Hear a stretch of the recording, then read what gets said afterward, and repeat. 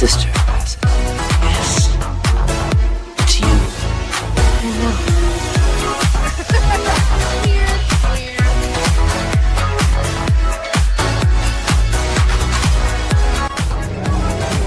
know.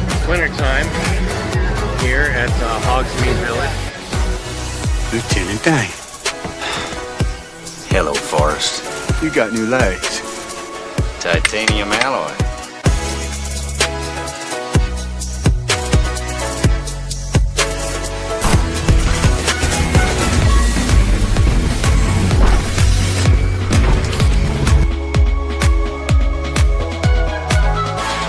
Time for my summer sizzle, cool as a cherry popsicle. No, God!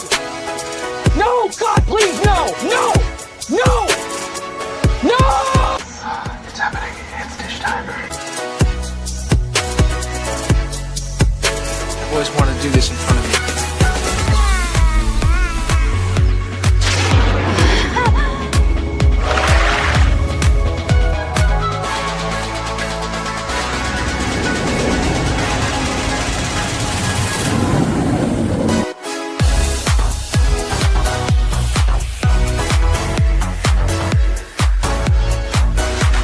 Creating content that enlightens and lifts you up. Dish, sir, dish. Me at Splash Mountain, just pepper these in here. Hello everyone, this is Kermit the Frog reporting live from the final showing of Muppet Vision 3D.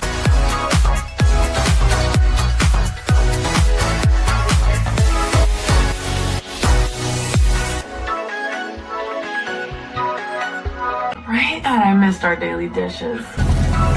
Yes, indeed.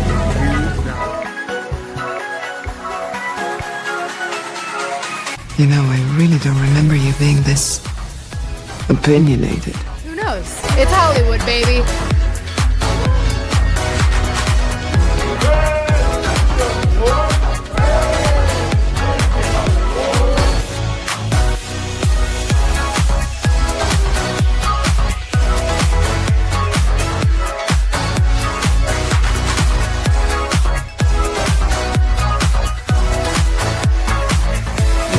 Ladies and gentlemen, it's time for the dish. Hey. So, let's dish. What do you want to dish about? Anything you guys want, this is your time. Welcome back, Fun Fam! And if you're brand new to the channel, welcome in to follow the Bradley's Fun. This is The Dish, and my name is Ron E. Bradley. I hope that wherever you are, you're having a phenomenal day, whether it's daytime, nighttime, morning, evening, middle of the night, afternoon, whatever. I hope it's great. I hope it's phenomenal. And I hope that you click that like button down below if you haven't done so already. If you're watching this live, if you're watching it on the replay, comment below, please. Replay gang, hit the like button. Join us, because this show is not about me. This is about us. This is about our community, which we are working on growing. It is the holiday season. There is so much going on. Let me say hello to everybody who is in the chat. Say hello to Magically MJ, says she is swinging by to say hi and Merry Christmas to all of you. And I know that she's got a lot of family, so she's going to be on the show tonight. That's which is like, that's this time of year, right? This is Christmas week. I can't believe it's Christmas week, by the way. It kind of freaks me out that we are in Christmas week. It's really weird. You know, it happens every year. The year goes by, and then it's Christmas week, and you're in Christmas week, and you're like, how on earth did it just snap by? Especially during the times of the year when it just seems like everything's going so slow, and like it just things are dragging on. And then there's like all of these major events that happen. Life happens. I mean, geez, it's been now. What is today? Not quite. It's been almost a month since my dad passed away. It's a weird thing too. Because life goes on, and he was living in a different state, and we would talk every now and again. But It's weird. I have saved 4 voice messages, voicemails from him that I have saved, and I can at least keep those saved forever, which is cool. So I have something good to remember him by. We've got Tom is here, says, hey, I'll hit the like button on the way in, and Merry Christmas, Erica and Raph, waving with the pink hands. Hello. And this is me. This is my other account. Hello, TBB coach. I used to be a Team Beachbody coach. That's why that's there. It's not a thing anymore, but I still kind of, I still advocate for the company. I still like the company. Let's see. Canadian Family Life. Tiffany, I saw your premiere earlier.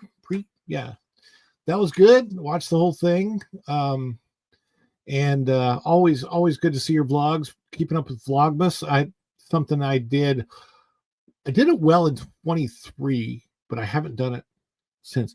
When I say 2023, I still cannot wrap my head around the fact that I live in the 2020s. I think my head is still in the early 2000s. Oh, I'm super thirsty. My gosh. And then Tom is here saying hi to Canadian Family Life. Canadian Family Life.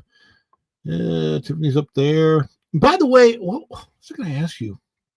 Oh, I was going to ask you about, I think it was Avatar. If you guys have it up there, and I'm assuming you have local theaters that you could watch Avatar in.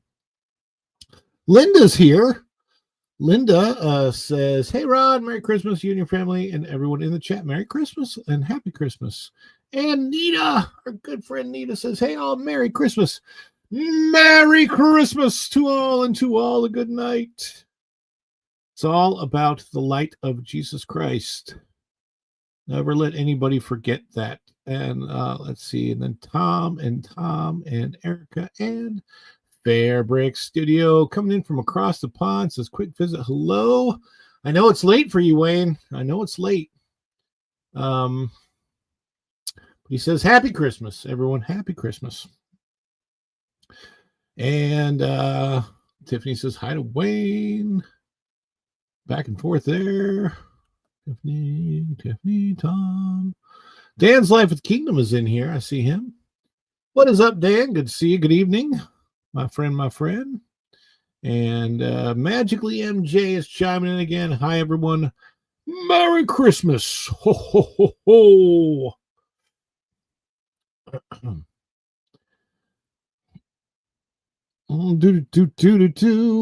I recently saw Fire and Ash. I liked it.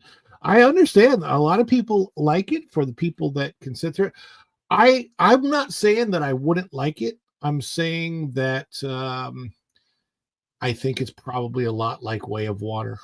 That's what I've heard. I've heard that's a lot like Way of Water. And apparently, Dan, maybe you can let us know, but apparently there is a very inappropriate for children scene in this new one. I didn't even know that until today when I was on the show with Pro, and he said there's a scene that's not very kid appropriate. So you can chime in with that, but I wanted to thank each and every one of you for being here today. As you know, you're the apple in my eye, you're the cream in my coffee, you're the energon that makes this guy transform and roll out. A toast, Autobots. Boy, these are good. I needed to refuel. Energy!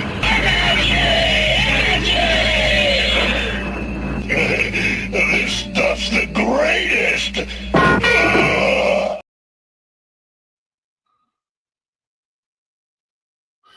I just read something in our back chat that we may have to touch on here in a moment, but I don't know. I have to find out if it's real.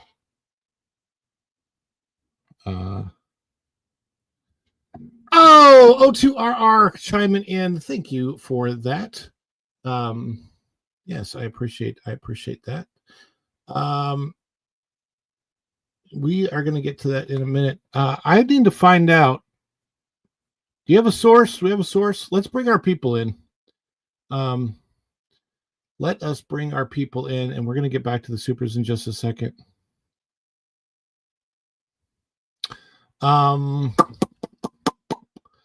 Let's see here. Well, we have a regular command. Afternoon, everybody.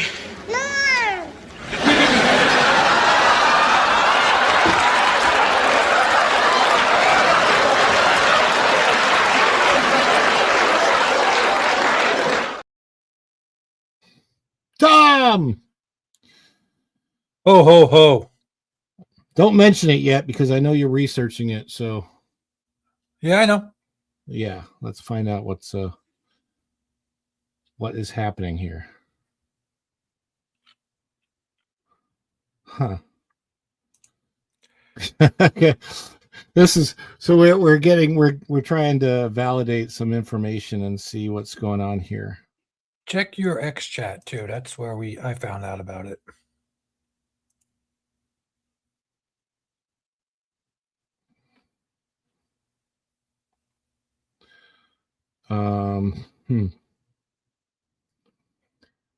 The last post from him on Facebook is 5 days.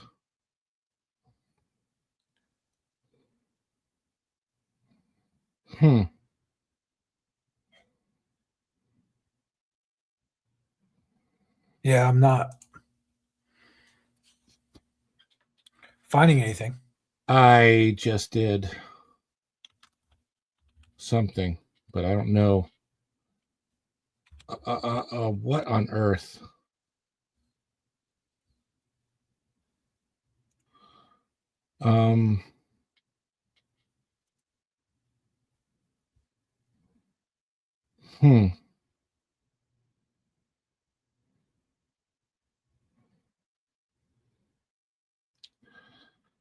Wow.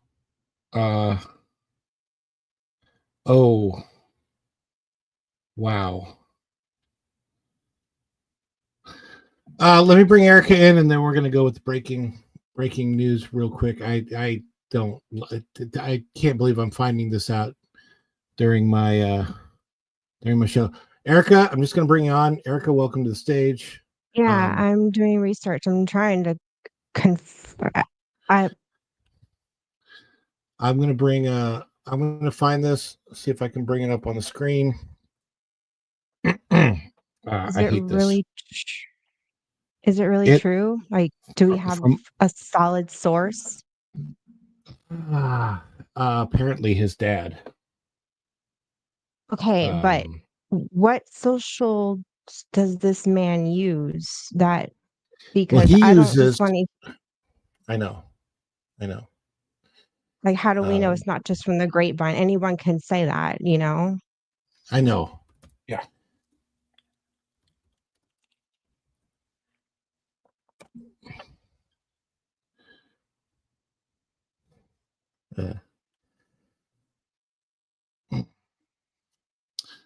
Okay, so I'm gonna bring this up. I hate to do this. I am still, for right now, guys, we're gonna put this in the rumor and speculation category when I bring it up here. Give me just a moment.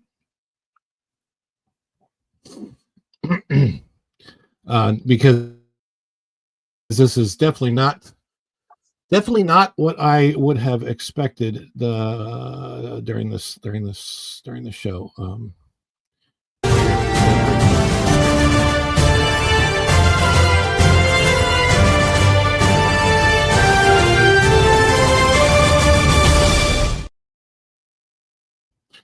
right, guys. So this is out of X. So what I'm going to tell you is that I am putting it in rumor and speculation category. However, if this is literally breaking right now, and because it's breaking, because I saw it, because Tom alerted me to it, I'm going to bring this up. And I hate to do it. I really, really hate to do it because this is not somebody I knew, somebody I met once, and a fellow Florida vlogger. And if you watch any of the Disney stuff, he's been around for a long time. Apparently, and I'm saying apparently because, again, this is out of X, but the post keeps, we'll see. This is by Jacob, a guy named Jay in Florida out of X, he says, rest in peace to my legitimate favorite content creator, Adam the Woo. Apparently, Adam the Woo has passed, which is a complete surprise. And I'm thinking that if this is true, that means it may have happened overseas. I don't know what the heck is going on. This theme park vlogging wouldn't be the same without your impact. That is true. He definitely made an impact. And then we have the Is This Confirmed by somebody named Boofoofer. I don't know what that is. But it says this was posted, but this is 17 minutes ago. So this is really breaking, guys. This was posted by one of his close friends. He's the voice behind Adam's theme song.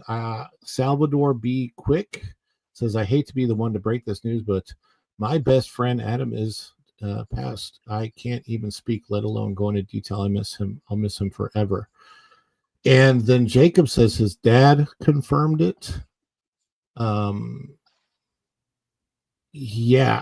So this doesn't appear to be a hoax, but I don't know what's going on. Adams didn't seem in bad health, and he's not particularly old. So I'm, Yeah, he just finished he just came to Paris Disney. Right. And he was I thought maybe he was still out here in Europe. I didn't know. That's why I'm thinking I'm back home. Yeah. So Izzo's place, it looks like Adam the Woo may be gone. Check your messages on X. I'm trying to find more on X.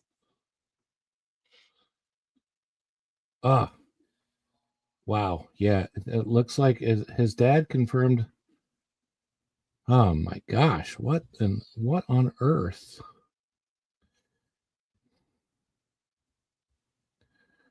I'm gonna look in my Facebook group too, because I think I'm in that group.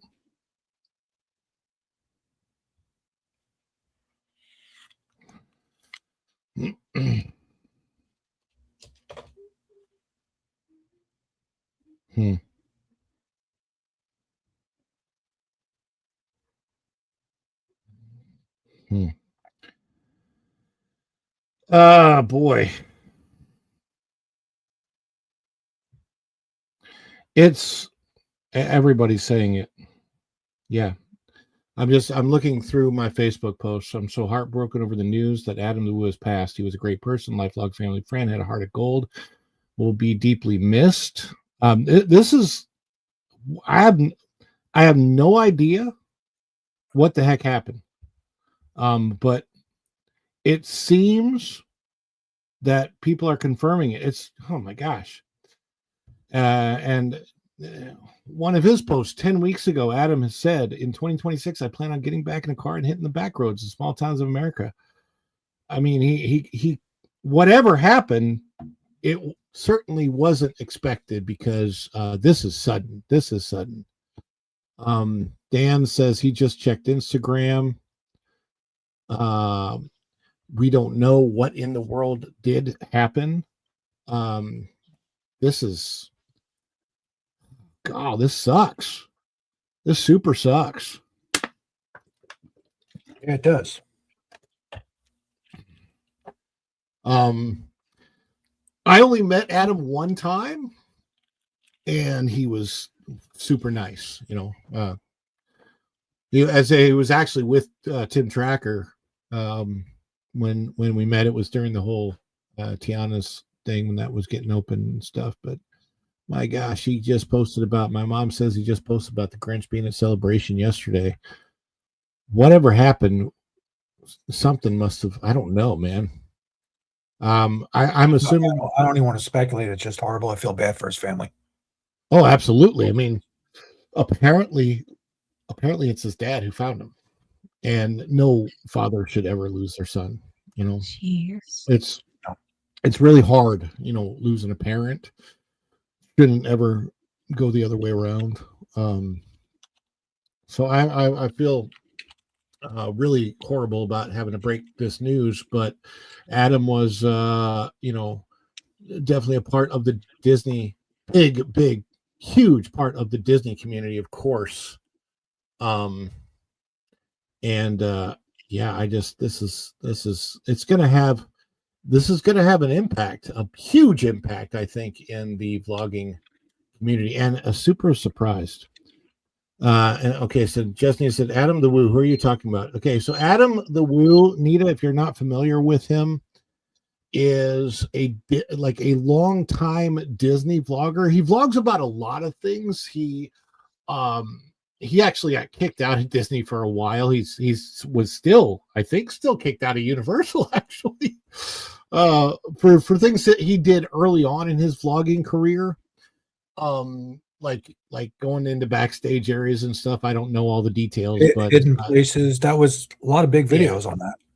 Yeah, he would go like areas he wasn't supposed to go and do videos and post them, and so for a while he was trespassed from Disney, and then they allowed him back, and he was a big fan. As a matter of fact, he bought DVC, and last few years have been really big. He lives in Celebration. Yeah, it says my mom says he was walking around filming the Christmas decorations yesterday. Yeah, he vlogs just about every day. His channel, I think it was called the Daily Woo, right? Yeah, he had like 2 channels. One was the Daily Woo, and then he had another one and he went between the two, but then he hyper focused on his daily vlogs. We've been following him for years. He was literally the first YouTuber we ever found and got into watching YouTube over TV, cable, any of that. Yeah. He was I like an OG equate him to the space. Yeah. He and Tim Tracker are the ones that really go way back to the beginning of anything that, like, when you talk about Disney vlogging, it all goes back to Tracker and Adam. They are the very first, and there might be some others in their sphere that are the same, that have been around just as long, but I can't wrap my head around this. I cannot wrap my head around this. 51 too, a couple months back. That's it? Yeah, I think so. Oh, he's younger than me. That always also, I hate to say it, always scares me in my own mortality. I'm like, we all want to think we're going to be around forever, and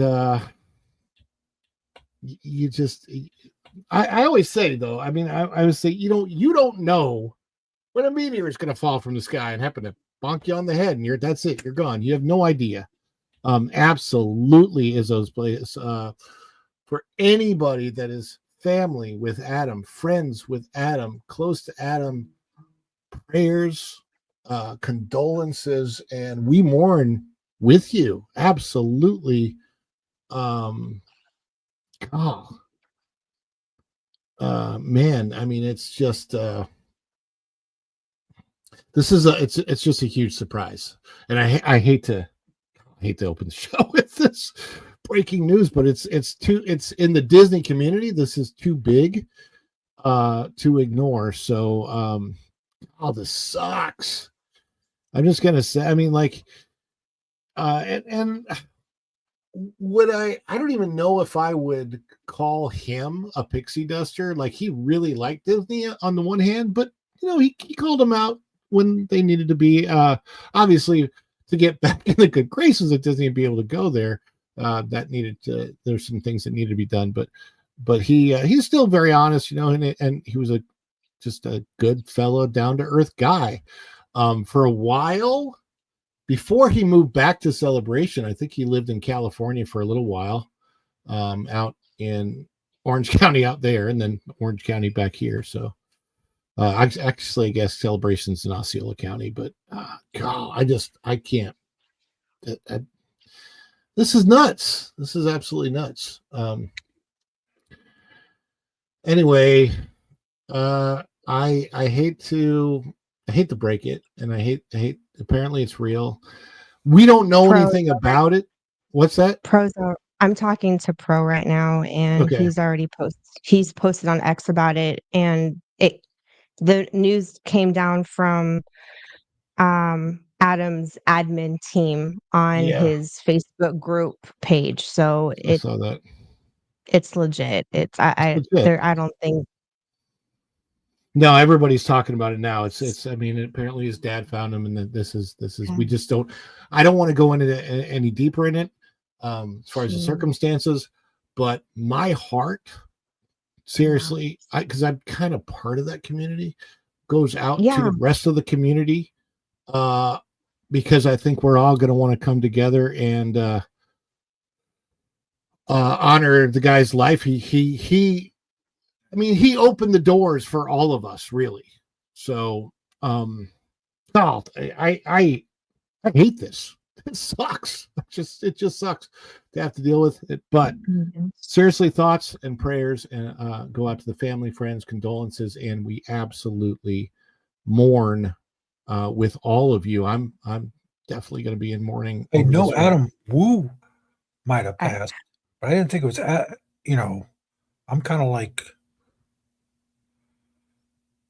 disbelief. Yeah. Yeah, it's there was another. There's somebody play it was an actor, Adam Wu. No, this isn't a mix up. Okay. Yeah, no. He was found in his home in Celebration, but I want to move on to somewhat brighter things. And we will just say that our hearts, our minds, our souls, our prayers, our condolences are with all the family and friends who are mourning. We mourn with you. And if you need comfort, we stand with those in need of comfort as well. During this is going to be a challenging time for a lot of people, and certainly the whole community. And for those that are here, we thank you. But right now, we are going to move on to supers.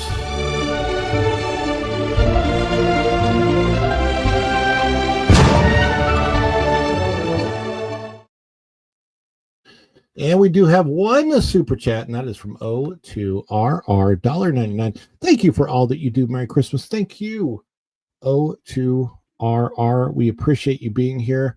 I apologize for having to start the show with such challenging news. I think Adam would probably want us to move on to the bigger, the better, the good things, and celebrate life while we still have it. So we will do that, and we will celebrate you during our celebrations, guys. We do invite everybody to celebrate along with us. So if you are in the chat and you're a member of the channel, you have custom emojis to celebrate. If you are not a member of the channel, you can celebrate with us as well. But when we get a super, we are not celebrating us, we're celebrating you out there. We love you, we appreciate you. We could not do this. You are part of the show. You participate with us, we participate with you. And O2RR, we will celebrate you now.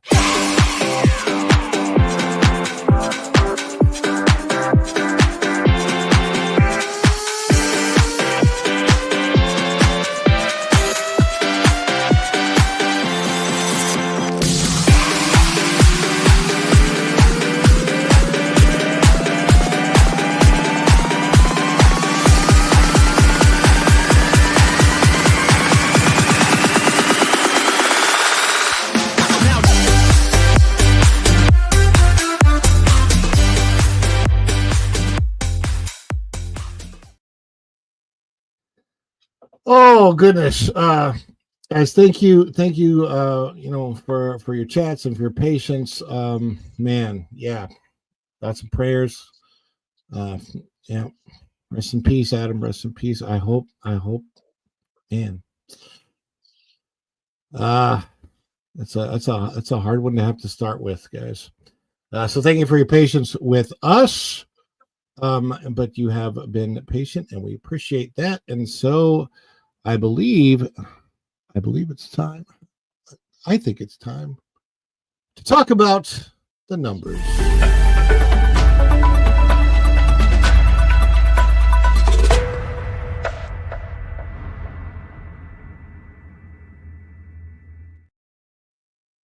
The weekend box office numbers are in. And we're going to talk about Fire and Ash, and a lot more ash than fire, apparently. Yeah, it's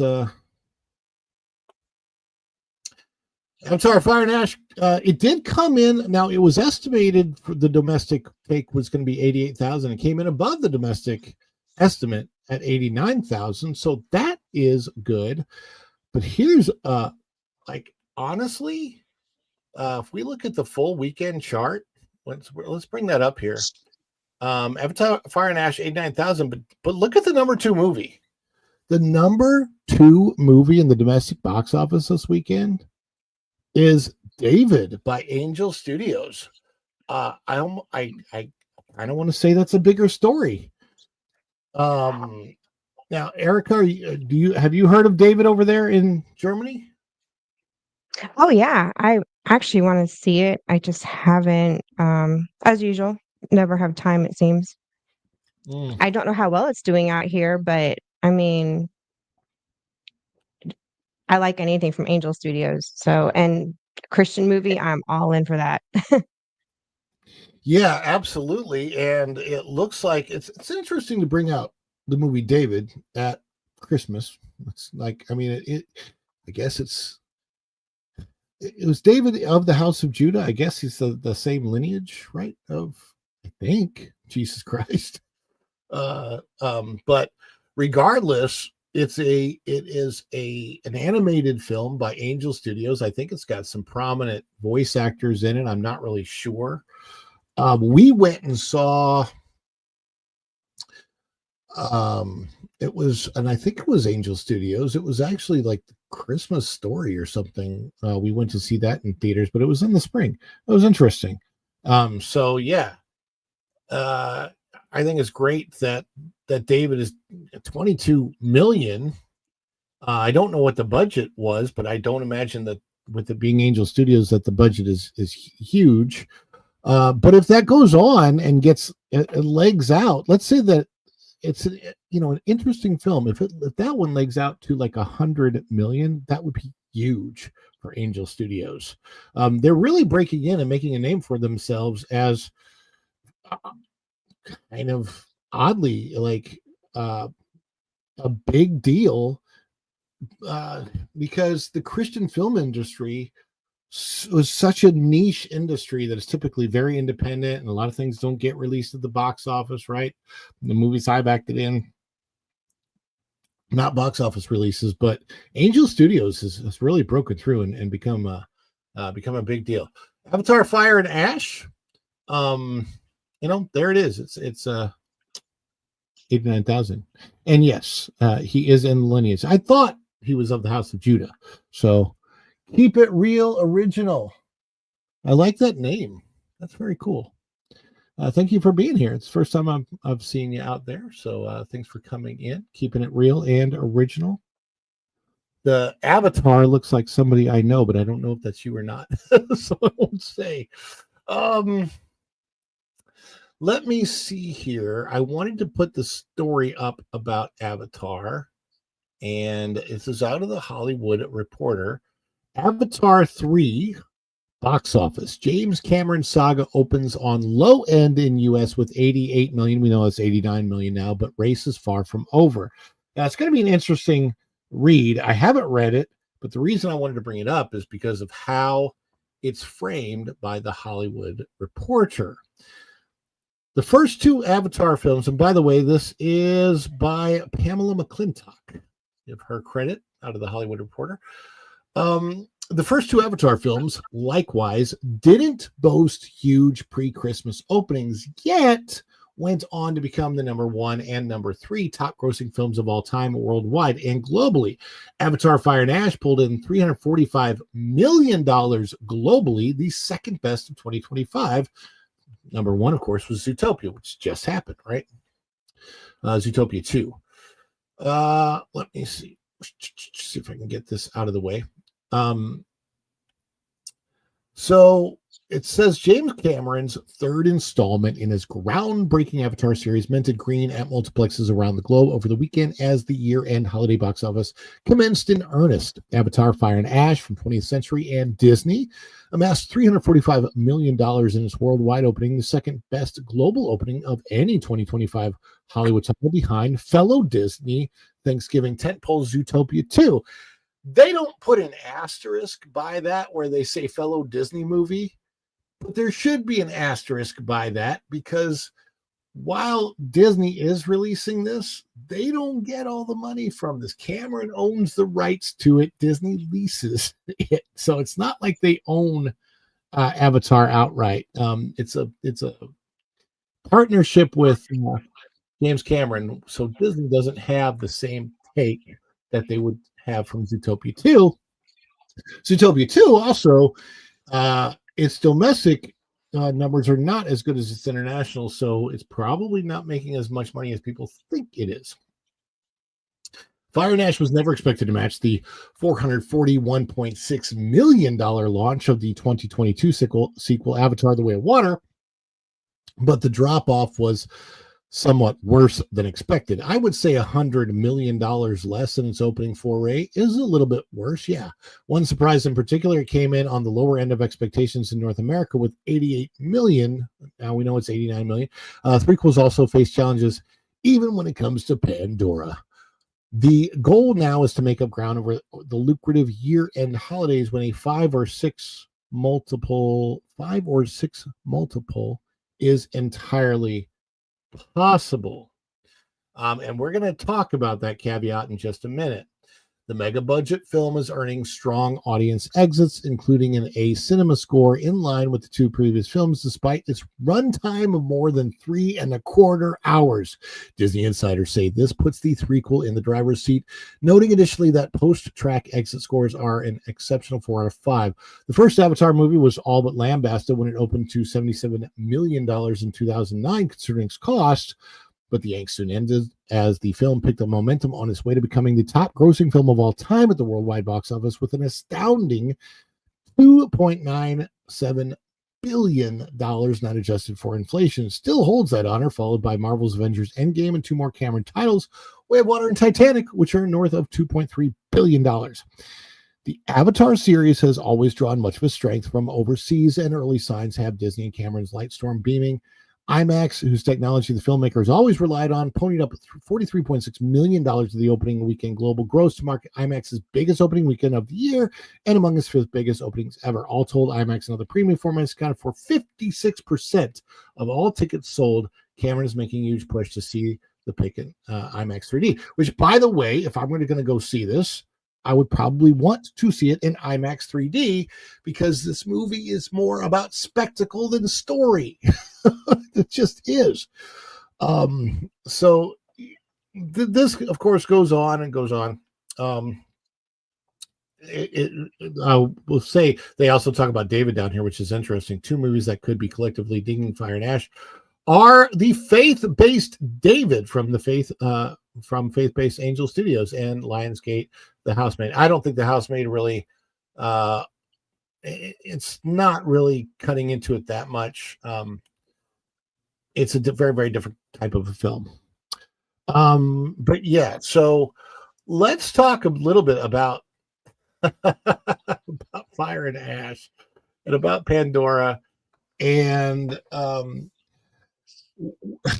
going to give you my take, and then I want to get your guys' take. My take is that this is not going to leg out like the other movies for a couple reasons. The first reason is, from my perspective, you have the original Avatar, which legged out because word of mouth got out about how cool it was to see it. Everybody wanted to go see it in theaters, see it in 3D. It actually made 3D, brought 3D back to movie theaters, and everything's had to come out at least in some 3D format ever since, which is crazy. But then there's this long period of time, like what was it, 13 years between Avatar 1 and Avatar 2?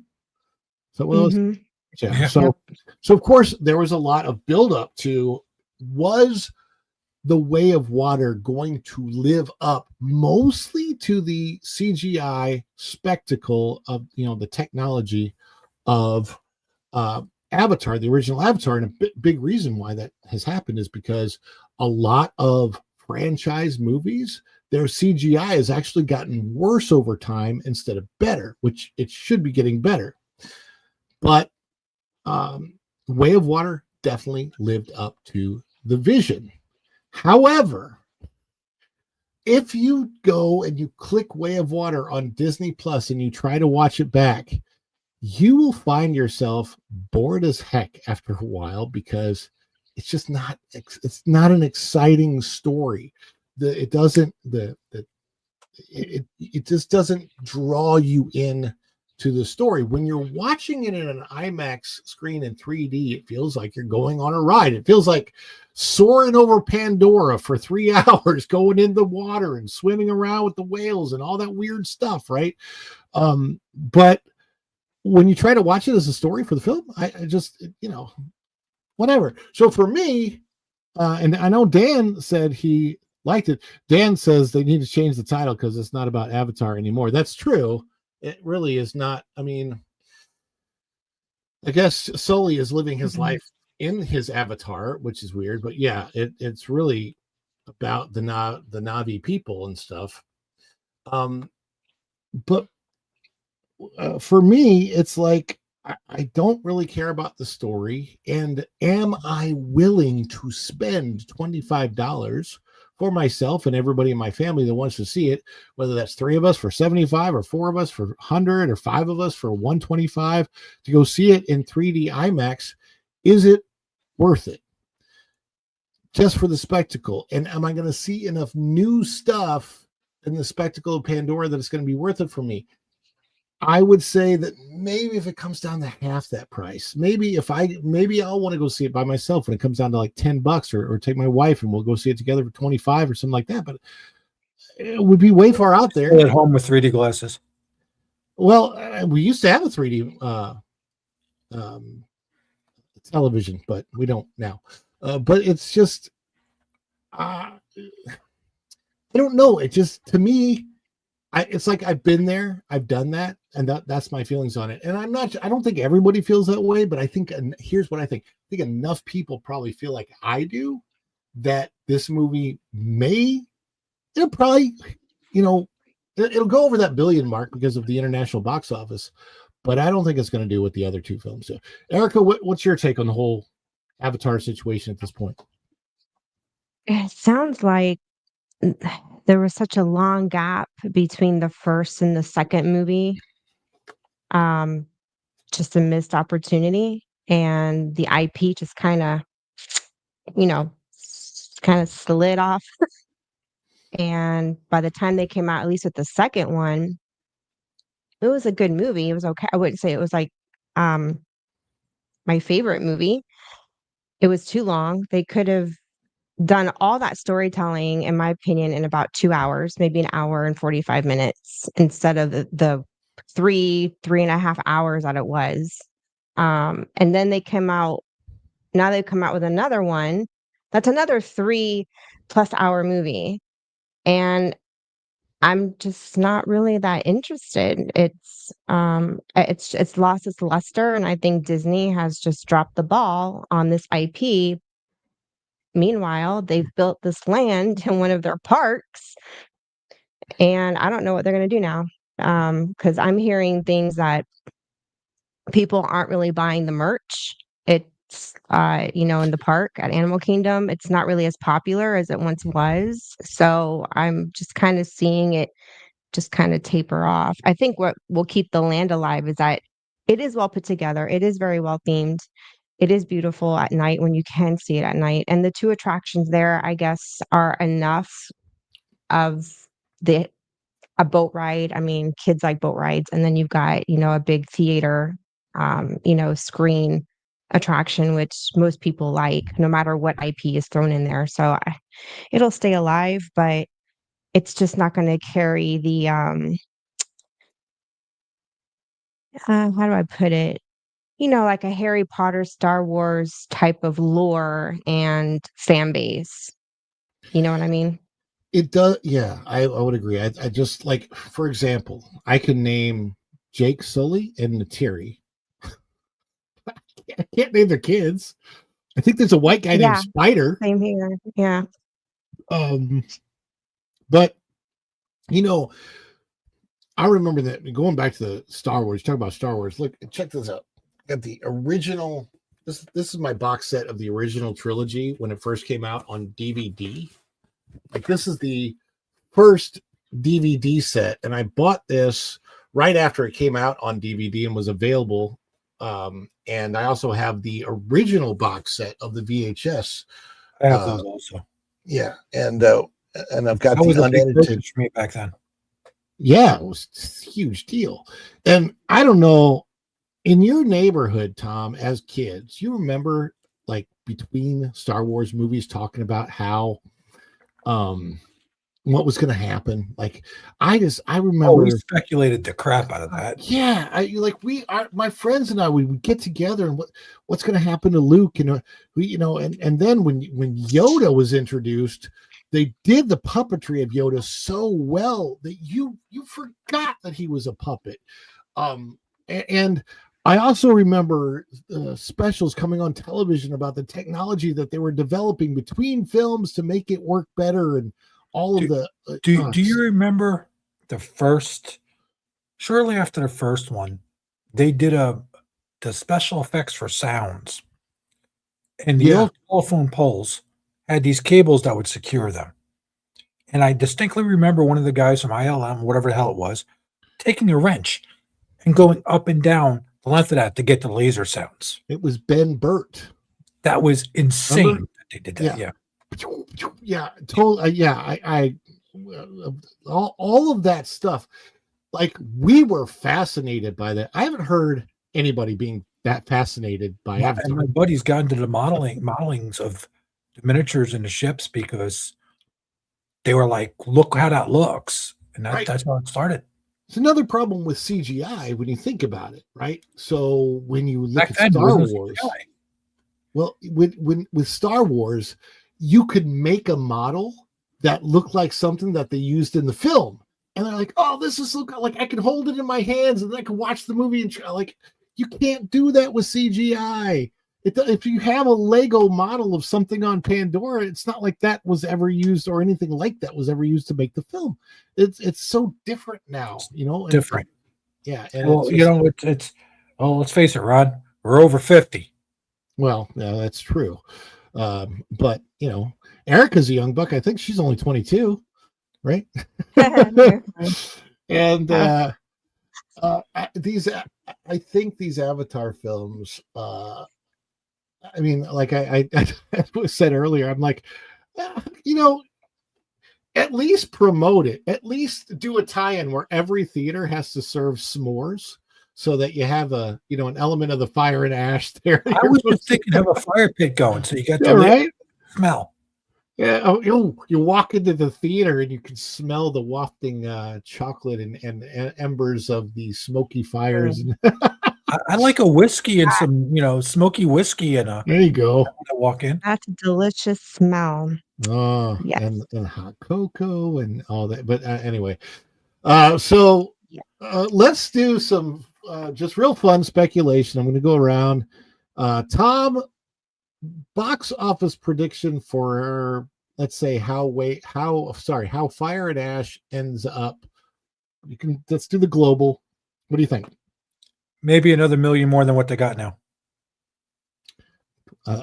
A million more? Yeah. Okay. He's low. All right. He's on the low end. Erica? I think it's done. It's just flatlined. Do you? I think that it has legs, but I'm not going to give it the legs. I think it hovers right around $1 billion. And which wouldn't be good for this film because of how much it costs to make. But we shall see. Fire and Ash, guys. What do you think of it? Is it gonna be fire, or is it gonna burn out into? I ain't even gonna raise the flag that I do to do it, to watch it. Nope, didn't even have to raise the flag or put on the eye patch.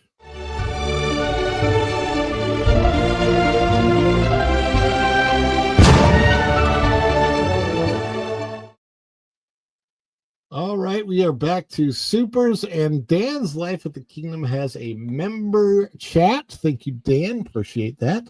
The money apparently fell in the fire and turned into ash. I guess that's what happened to that. We're going to do a mini celebration for Dan, member milestone chat. 8 months, except I think that you've been a member. I think did you come out and come back in? I feel like Dan's been a member for longer than 8 months, but he says 8 months. Let's celebrate. Is it too much? Too much. It's the birthday. Oh, this is just the best of us seen.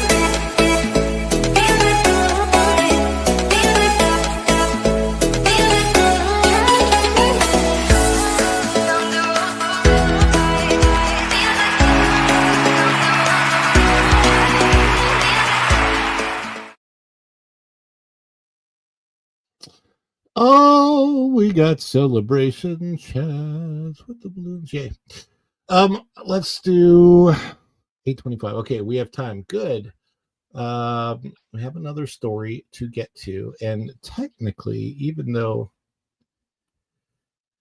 it is not technically our first story, it is the first story after the numbers, so we're going to call it our first story.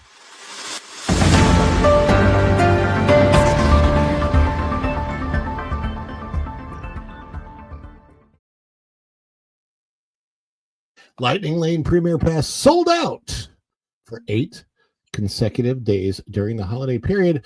This is out of That Park Place. Bookmark it if you have not bookmarked it yet. Our good friends at That Park Place are giving this to us.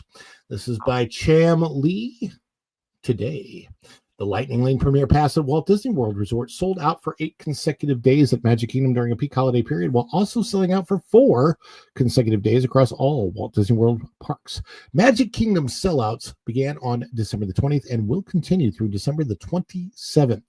Resort-wide sellouts will start on December 23rd and run through December the 26th. So for those of you that are wondering about the specific distinction of the Premier Pass, that is the most expensive one. So people buying that at the Magic Kingdom paid likely $450 per person in their party, above and beyond what they paid to get into the park, which is about $200. So people are paying $650 per person per day to visit the Magic Kingdom during the Christmas holiday and hope that with this Premier Pass, they can get on every single ride. However, if they have sold out, that means that those Lightning Lane lines are not going to be 5 minutes long. It's going to take you a little bit longer to get onto the ride. And I have a feeling that may beckon some people to ask for refunds. We'll see.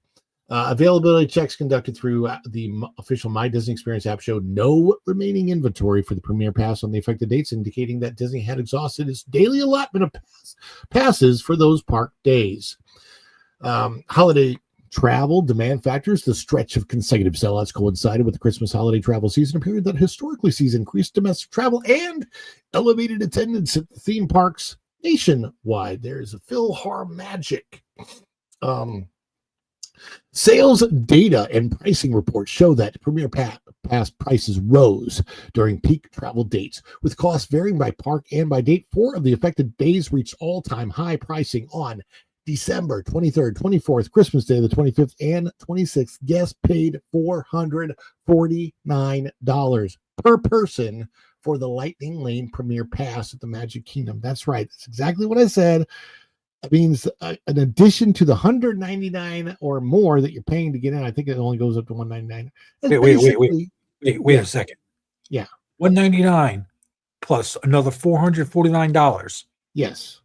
Just to go on the Lightning Lanes? $650 per person per day, with the hope that you're going to get on every ride, because the Premier Pass promises you Lightning Lane entrance to every single ride in that park. How many rides are in that park, Tom? It's all walled up. How many rides are in that park? Yeah, good question. That are running. I mean, as far as the attractions that are up and running, it's quite a few. I'm going to say hi to my beautiful wife, who has just popped into the chat. Baby, I don't think you were here earlier. You missed some breaking news that we had. It's not good news. That doesn't affect us directly here, but I will tell you about it privately later.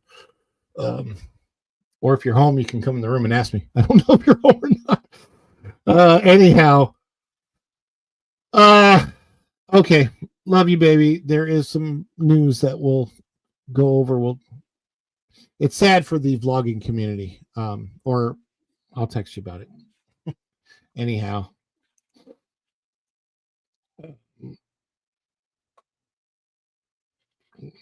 So, Erica, hopefully you're there. Are you going to pay $650 per person per day just to hope that you're going to get on these rides during the Christmas season? That's so stupid. No, I'm not. And I have a question about this Lightning Lane Premier thing. Isn't it you pay all that money only to just end up in the same line as the regular Lightning Lane people? Or is there like a third? Okay. See, that's where people have just utterly wasted their money. They could have just bought a regular Lightning Lane. So here's the thing. The idea with the Premier Pass is that you don't have to fiddle with what is available and what's not. If you buy the Premier Pass, every Lightning Lane is available to you. Oh, okay. I see. So if the other pass, if all of the Lightning Lanes are gone, then they're gone. You don't get access to them. In other words, you could be paying $45 and have access to nothing that you want. That's so it's like either one of these products suck, because either you're in that place where I paid $45 and I can't get on the rides I want to get on because I don't see what's available before I pay that money, or you buy the Premier Pass and you're like, why am I in line with all these people that paid literally 10 times less than what I paid? Like the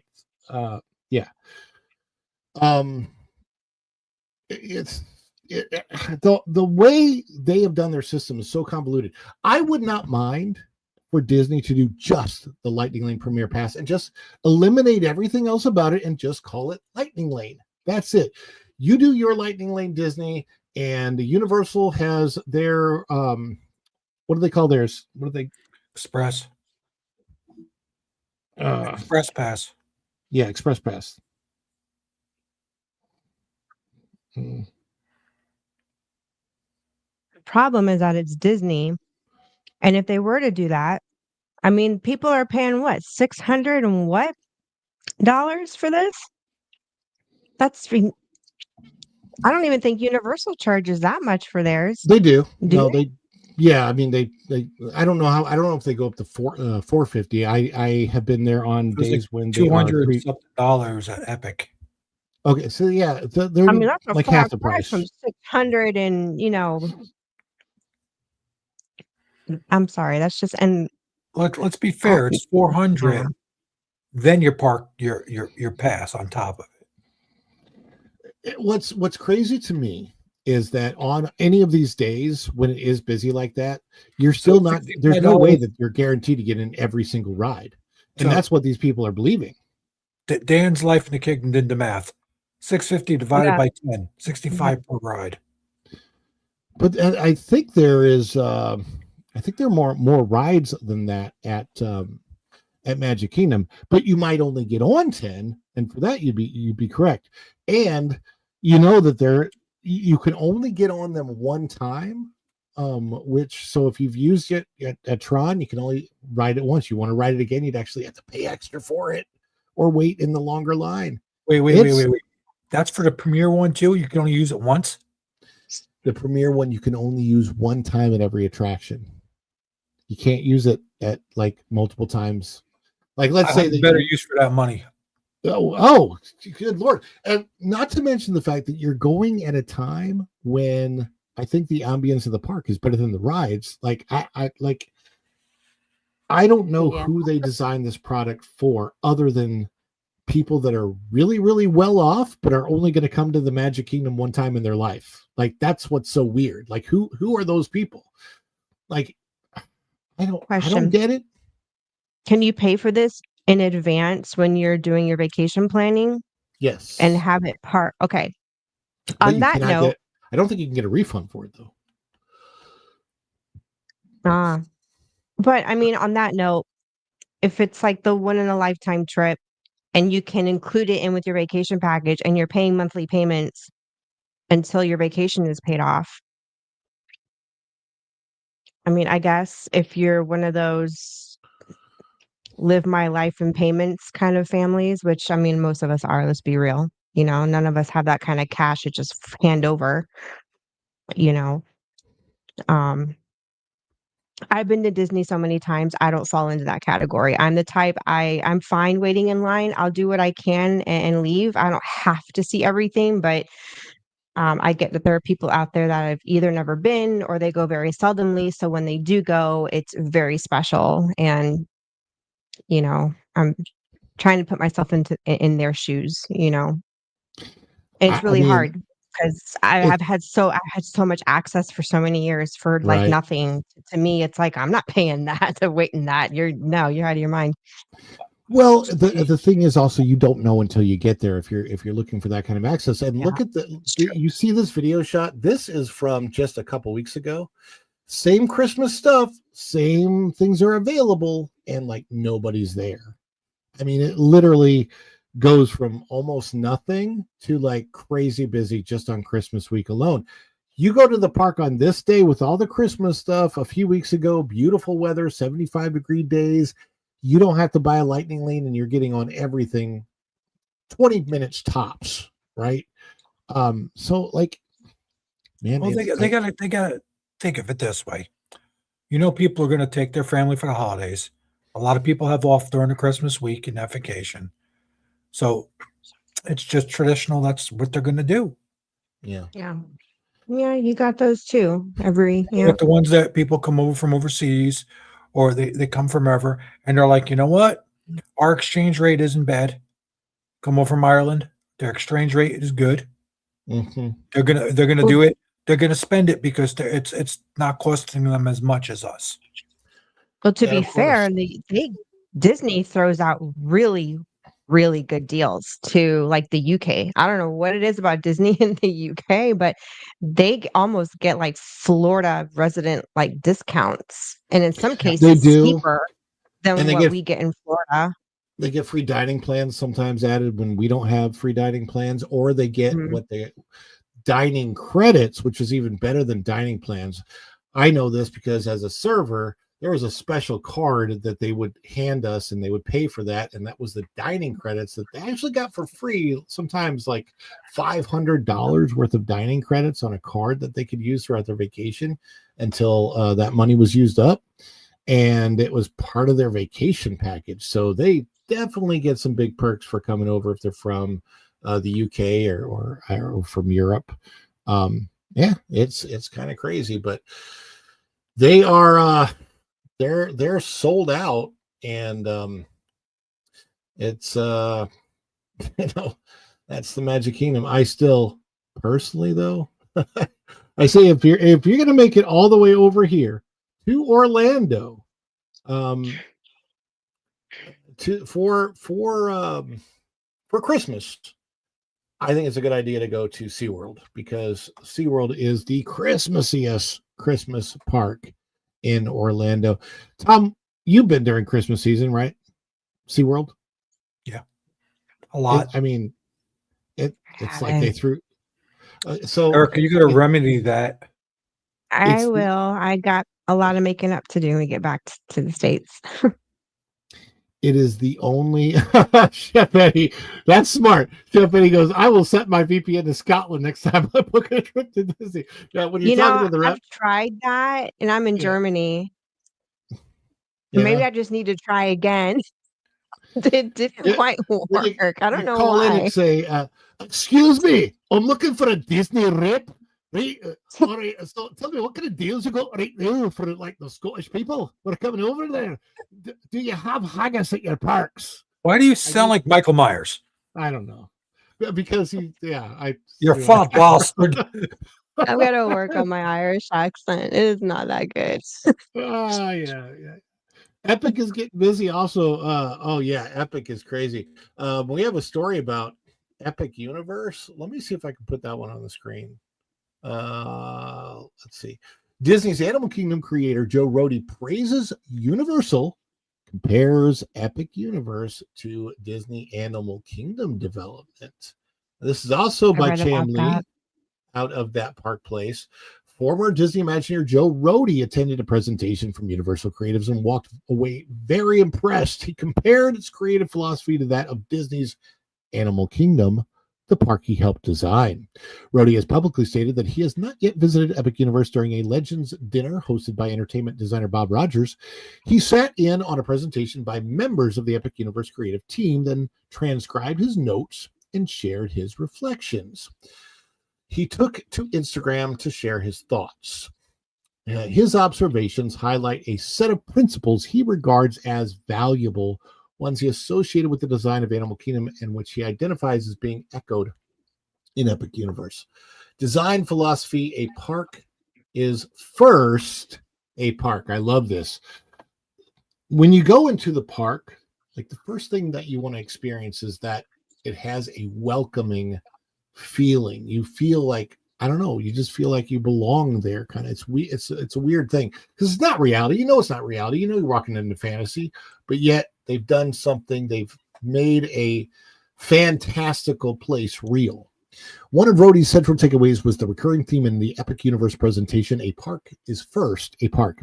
He contrasted this with a frantic highway of people rushing to and fro to try to ping off hyped up attractions. Yes, the idea of putting the park back into the theme park was a major idea throughout the evening. The principle that a world, imaginary or not, has levels, and this is what makes it seem real, argues against a fixation on monumental installations at the expense of detail and ambiance, he said. According to Joe Rohde, Epic Universe aims not only to deliver headline attractions, but also to emphasize, quote, a whole mixture of small, intimate interactions, the value of which cannot be measured using typical metrics, end quote. Rohde suggested this echoes what he and his team attempted with Animal Kingdom, to design a space where guests can explore and immerse themselves in a new story rather than simply rushing from ride to ride or to a big giant ball of poo. Oh, you like touching a ball of poop. Remember when Disney used to think like that? Yeah. Those were the days. It's certainly not what it once was. Bruce, what was that saying? Everything changes? Yeah. Bruce got the benefit recently of something that I found out I could do on YouTube, which is reply to a comment with my voice. Like, that was pretty cool. So thank you for allowing me to do that, Bruce, and Merry Christmas to you. The atmosphere of Disney parks and the attitude of the Disney employees has changed negatively since Iger took over the second time. Universal and SeaWorld employees are much more positive. You're 1,000% right. And I wish that were not the case. Now, it's not the case for every cast member, especially the ones that work in the resorts instead of the parks. I have noticed particularly a major difference in parks cast members versus resort cast members. And the resort cast members are still on par with what they used to be for the most part. But it used to be that you would find that both in the parks and the resorts, and I'm finding it less in the parks nowadays.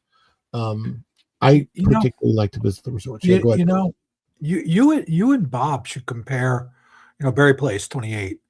should compare how his interactions with the cast members in Disneyland is versus Disney World. That would be an interesting thing. I should talk to Bob about that. It's hard. I don't, we have to thank the cast members. They are the backbone of the parks. Same thing with team members for Universal or ambassadors for SeaWorld. Without those people, it's nothing.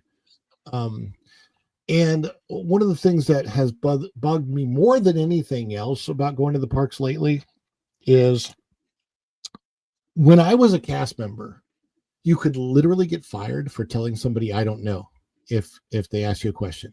Now, you probably wouldn't, but you'd probably get talked to by management if they saw you do it. But these days, I'm telling you, you ask a cast member a question they don't know the answer to, I don't know, and then they turn their back on you. It's so weird. Yeah. It's just like it used to be. It used to be, you know what? That's a great question. I am so sorry. I'm not the one that has the answer, but let's go find you somebody that has the answer. You literally walk them to the closest guest relations area or whatever. And it was amazing. By the way, thank you everybody for coming in tonight. I see that there are 37 people watching right now, and we appreciate those numbers. Please do hit that like button if you haven't yet. Thank you so much for the support. We love that. We appreciate that. We are here every Monday night before the pro show, and on Wednesdays right now, 2 p.m. right after that Park Place. We might start doing on the Mondays that I have available a 2 p.m. show after that Park Place on the Mondays too, but I don't know. The new year is ahead, and I will be looking to that and what everybody's schedules allow for. But Tom, how many times have you been to Epic this year? To where? You cut Epic out. Universe. Epic? How many times have you been to Epic Universe? 4 or 5. Wow. So I've only been that one time. And you, let's see, Vinny was there, but you weren't there that time. And I know I saw you there with Lorena, I think, one time. And then I was there with Lorena, Bob, by myself, with Linda, with my brother twice. Yeah. So of the times that you have been, have you ever experienced where the rides are down literally all day long or anything like that? Or what is the situation? Well, been? Did you ever see my video with when I was hanging out with Barry Place there, where basically everything went down? You had to get comps for the park. Okay, so because I know that they've had their issues. It was it happens. I mean, a whole bunch of things went down. It was all over, so there was lines everywhere. They were nice about it. The line was long, but the workers were great. The concierges were great. They gave Bob and his family tickets to come back. Me, I got a comp ticket to come back. So nice. And then Dan says here's the interesting thing. When I used my comp ticket, my brother came. We got stuck in the Battle of the Ministry. It was supposed to be 102 minutes. It took us 6 hours about? 5 hours, 6 hours. So we got done with it. We went to them and we're like, hey, this is it. They were like, oh, you were using a comp ticket. I said, yeah, but I wasted my whole day. They gave us another ticket to get in, another half-day ticket to get in. Wow. Well, that was, that's it's a huge thing. Customer service is huge. And at least if they make a mistake and they're going to try and make up for it the best they can, they can't do everything, but at least they're going to give it a try. I got a story about SeaWorld real quick. What's that? I got a story about SeaWorld. Me and Linda at SeaWorld. Yeah. It was around Christmas time. Actually, yeah, I think it was around Christmas time. Or Halloween. No, it was Christmas. Some other guest child decided to relieve themselves in Planters. Reported to a security guard because, hey, you might want to get that cleaned up. So they're like, we're sorry that you had to see that. they took us over to the cupcake booth and gave Linda free cupcakes. Hmm. They didn't have to do that. All we did is report something that, needs to be cleaned up because it was disgusting. Yeah. I can't complain about that either. No, but when customer service is good and they go above and beyond and do what they, what helps make it, it's really the feeling that they leave, like the taste on your tongue or whatever people say, like it leaves a bad taste in my mouth or a good taste in my mouth, right? If they leave a good taste in your mouth at the end of the day, you're probably going to come back. And what's the old adage that if you really like something, you'll tell 2 people about it, and if you really hate something, you'll word of mouth. Yeah, word of mouth. Absolutely. So it gets faster with the internet. Yeah, it does. It really, really does. As we, hey, was this the ride we were on hanging out? Yeah, this is that night. So yeah. But as we get ready to end this, I want to thank you guys for the support.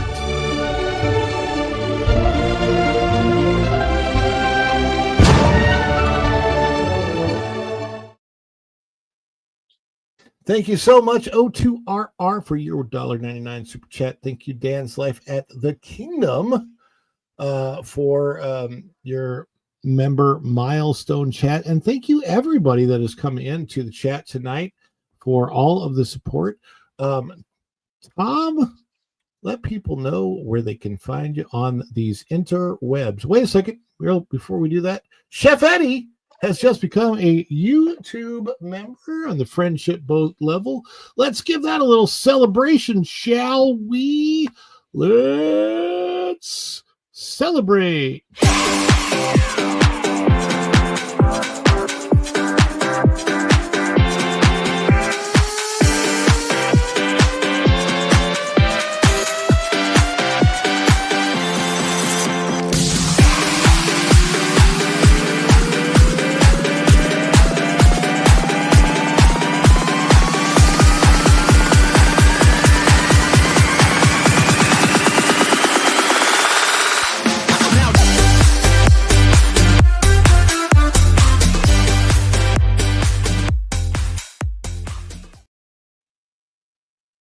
Yay! Thank you, Chef Eddie, for becoming a member. Lots of I just put up a really, really funny members only video. You're not going to see it anywhere else, not the whole thing, but it is the basically the unedited version of me singing Rudolph the Red-Nosed Reindeer to Rudolph the Red-Nosed Reindeer. Erica, you've seen it, right? I'm sorry, what? You've seen the Rudolph video, right? That I did it's the members only video. Rudolph, me singing Rudolph to Rudolph at SeaWorld. No, I haven't seen that. It didn't. I didn't get notified. Well, I know you have member access, so yeah, it's Rudolph the Red-Nosed Reindeer. It's me singing Rudolph the Red-Nosed Reindeer to Rudolph the Red-Nosed Reindeer at SeaWorld, and we had a blast. It was so much fun. Oh no, I did see that one. Okay, I did see it. Yeah. But Tom, where can people I got my own little YouTube channel. I'll be doing rocket launches if I get up in time to film them. They've been running rapid. And I got some other dog metal videos and guitar stuff in the works. That's about it. And on yours channel, let's see, Lorena's. I pop up everywhere. I'm wrenching places. I'm around. And so go subscribe to Tom, TJ Magnify, Erica with Hanging with Erica and Raph, who is, tell us about your plans for the new year. You and MJ got something cooking, I hear. Yes, I'm talking to her right now. So yeah, we're gonna start live streaming on my channel. I have no clue specifically what we're going to be talking about. We're still hashing a lot of that out, but we are going to launch January 9th. And I'm gonna say 2:30 p.m. Eastern is gonna be the time on. So it'll be Fridays because Raph will be able to come on screen with us. So yes, everyone will get to meet Raph and hang out with us, the both of us. So make sure you're subscribed to Hanging with Eric and Raph on YouTube, and she's on X and everything else. And I want to thank both Erica and Tom for being here. Everybody in the chat, thank you for so much for your support. We are about to send you over to the Pro Show, which begins at 9:00, so you may have a little bit of a break. But I plan on being back and streaming on Wednesday, the Dish, after that Park Place in the afternoon. So that should be the 2 p.m. show. I don't think that I'm going to do a Christmas Eve show, but Pro will be on Christmas Eve. There's nothing on Christmas Day planned, although I could pop up and do a live stream on Christmas Day, depending on what I'm doing. But stay tuned into the channel. Follow the Bradley's Fun. If you haven't subscribed yet, please do subscribe. Hit the like button if you haven't done that. Notifications. Click that notification bell, because when you click it, you stick it to the YouTube algorithm. You get notified of all of our uploads here and follow the Bradley's Fun. Chef Eddie says WDW Pro is an agent of Big Glue. Thank you, Linda. Thank you, Tom. Thank you, Erica. Thank you, Chef Eddie, and everybody that was in the chat, and Dan's Live at the Kingdom, and O2RR. You guys are all awesome. Everybody that was in the chat that's participated. Thank you guys so much. And until next time, we will see ya real soon. Bye, everybody. Ciao. Bye. Say Pro. Tell Pro I said hi. Dishes are done, man. Cleans them down to the shot.